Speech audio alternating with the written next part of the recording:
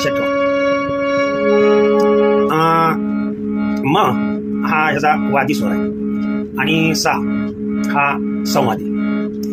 तर स्वर भैरव थाटामधलाच आहे. स्वर भैरवचीच आहे सर्व.